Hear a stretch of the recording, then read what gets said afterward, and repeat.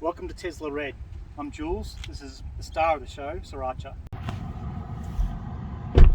So this is the 2024 Tesla Model 3, codename Highland. Highland's not an official name, but it's just easier to refer it as that. If anyone's not seen a Tesla before, the dashboards are pretty minimalistic, I guess is the best word for it. Most of your controls, the non-numbers your controls, are all through the touchscreen. And one of the changes with the Highland, which has been a little bit controversial, is that they've removed the stalks. There's no stalk on either side of the wheel. All your shifting is done through the screen, and your indicating is done through the wheel. Now, I won't be doing a full review of the Highland just yet. There's plenty of those already available. If you really want me to, let me know in the comments. But at this stage, other than I'll do a mandatory thunk. And we'll get on to showing you some roundabouts and how these indicators work with roundabouts. Now, the other thing you don't have with no stalks is you don't have a shifting stalk. Most other cars have a column in the middle or somewhere else, but the older Tesla Model 3s used to shift gears on the stalk. So in the new one, I'll quickly show you how that works. Put your foot in the brake and you select which way to go, forward or back. It's pretty easy.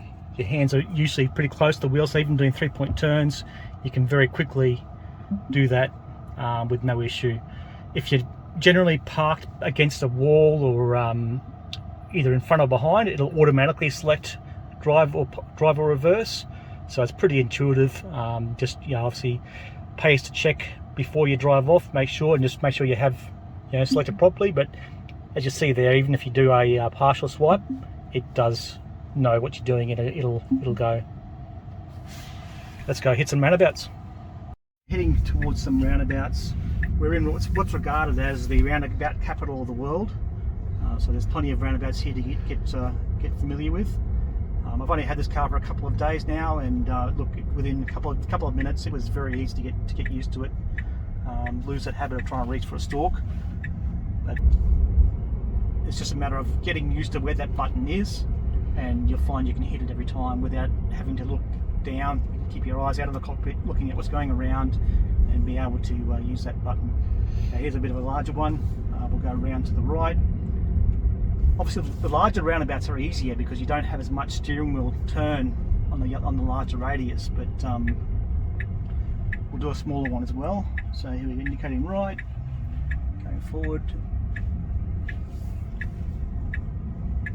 And I can easily just track where the steering wheel is. I know the button's right there. I indicate as I come off the roundabout. As I mentioned, a lot of people have been really worried about this and saying it's going to be impossible to use the indicators.